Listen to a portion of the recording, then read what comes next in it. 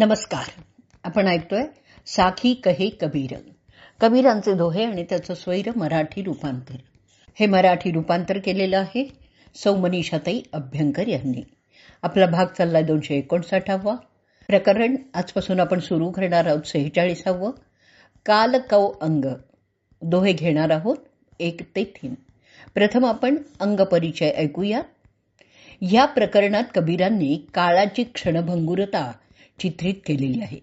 मृत्यूचे विविध रूप आणि त्याची भयानकता साधकाच्या मनावर ठसवून त्याला जागरूक केलेलं आहे. या संसारातील जितके म्हणून विषय भोग आहेत ते सर्व दिखावटी भोग आहेत. वास्तविक काळ सगळ्याचा ग्रास करतोय. ह्या काळापासून कोणीही वाचू शकतच नाही. परंतु मनुष्याला काळाचं भानच नसतं. एक दिवस आपल्याला मृत्यूच्या स्वाधीन व्हावं लागणार आहे याची त्याला आठवणच नसते. त्यामुळे तो विषयभोग भोगण्यात दंग झालेला असतो. हा संसार नश्वर आहे. इथे कोणीही अमरपट्टा घेऊन आलेलं नाहीये. उपजे ते नाशे हे तर इथलं सत्य आहे. मनुष्य विषय भोगातून आनंद मिळवण्याचा प्रयत्न करत असतो, पण तो आनंद काही चिरस्थायी नसतो. शरीरात आत्मतत्व निवास करतंय तोपर्यंत शरीराची हालचाल होत असते. आत्मा हा तर पथिक आहे. तो काही काळ या शरीरात निवास करतो आणि म्हणूनच कबीर या प्रकरणात साधकांना इशारा देत आहेत की जोपर्यंत या शरीरात आत्म्याचा निवास आहे तोपर्यंत जीवाने आपलं कल्याण करून घ्यावं. वारंवार स्मशानात जाण्याची वेळ काही आणू देऊ नये. तर आपण आजच्या भागाला सुरुवात करूयात. प्रथम आपण पहिला दोहा ऐकूयात. झूठे सुख को सुख कहे, मानत है मन मोह. खलक जबीना काल का, कुछ मुख में कुछ गोद. झूठे सुख को सुख कहे, मानत है मन मोह. खलक जबीना काल का, कुछ मुख में कुछ गोद. कठीण शब्दांचे अर्थ ऐकूयात. खलक. खलक म्हणजे संसार. चबीणा. चबीणा म्हणजे भोजन. दोह्याचा अर्थ ऐकूयात. कबीर म्हणतात की संसारातलं सुख चिरकाळ टिकणारं नाहीये. परंतु लोक तर ह्याला सुख असं म्हणतात आणि मनातल्या मनात प्रसन्नही होतात. हा संसार म्हणजे कालची न्याहारी आहे. काही लोक तर काळाचा घास बनलेच आहेत. बाकी सर्व त्याच्या झोळीत पडलेले आहेत. ते सुद्धा यमाच्या मुखात जातीलच. संसारातील आकर्षणं ही मायाजनित आहेत. चिरकाल त्यांच्यापासून सुख काही मिळवता येत नाही. पण मनुष्य त्या आकर्षणांना भुलून त्यातच गुरफटून जातो आणि शेवटी एक दिवस मरूनही जातो. मृत्यू हेच इथलं अंतिम सत्य आहे. तेव्हा ही गोष्ट लक्षात घेऊन मनुष्याने आपल्या उद्धारासाठी प्रयत्न केलेच पाहिजेत. आता आपण या दोह्यावरची मराठी साखी ऐकूयात. संसारातील सुख नाही ते, तिन्या हरे कालाचे.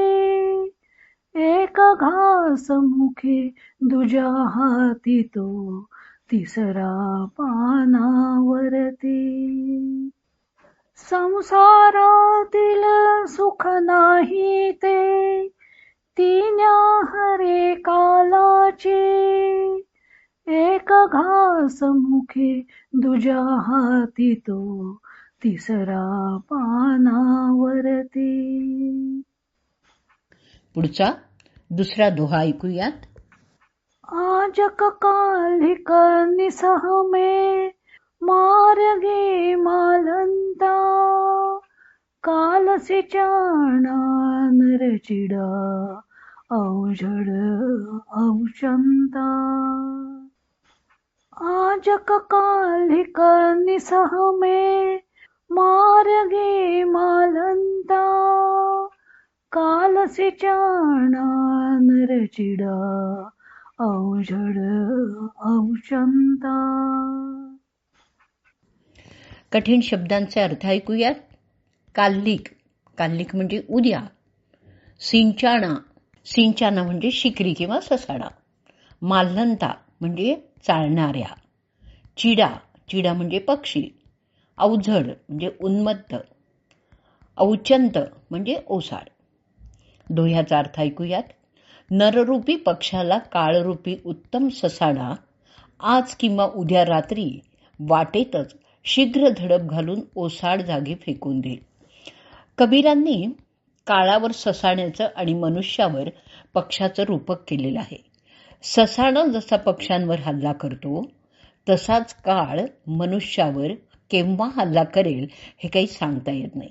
तेव्हा काळाची झडप पडण्याआधीच मनुष्याने जागृत होऊन आपला उद्धार करून घेतला पाहिजे. आता आपण ह्याच दोह्यावरची मराठी साखी ऐकूयात.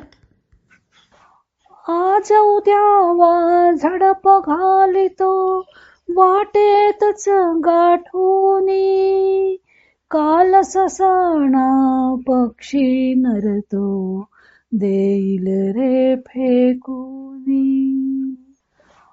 आज उद्या वा झडप घालितो वाटेतच गाठूनी, काल ससाणा पक्षी नरतो देईल रे फेकूनी. तिसरा दोहा ऐकूयात. काल सिंहाणयो खडा जागी पियारो म्यंत, राम सनेही बाहिरा तू क्यों सोवे निचंत. काल सिंहाणयो खडा जागी पियारो म्यंत, राम सनेही बाहिरा तू क्यों सोवे निचंत. कठीण शब्दांचे अर्थ ऐकूयात. शाणई म्हणजे डोक्यावर. म्यंत, म्यंत म्हणजे मित्रा. निश्चिंत, निश्चिंतपणे. दोह्याचा अर्थ ऐकूयात. तुझ्या पलंगाच्या उशाशी काळ उभा आहे. हे प्रिय मित्रा, तू जागा हो. अरे रामाच्या भक्तीपासून दूर राहणाऱ्या भल्या माणसा, तू निश्चिंत होऊन का बरं झोपला आहेस? कबीर मनुष्यांना जागृत करतायत. काळ उशाशी उभा आहे. त्याच्या मनात आलं की तो गिळंकृत करेल, मग त्याच्या तावडीतून काही पळता येणार नाही. एक रामच त्या परत परत येणाऱ्या मृत्यूपासून सोडवू शकेल. तेव्हा कबीर म्हणतायत की तू रामाचीच फक्त भक्ती कर. आता आपण या दोह्यावरची मराठी साखी ऐकूयात आणि या साखीबरोबरच आजचा भाग आपण इथेच संपवूयात.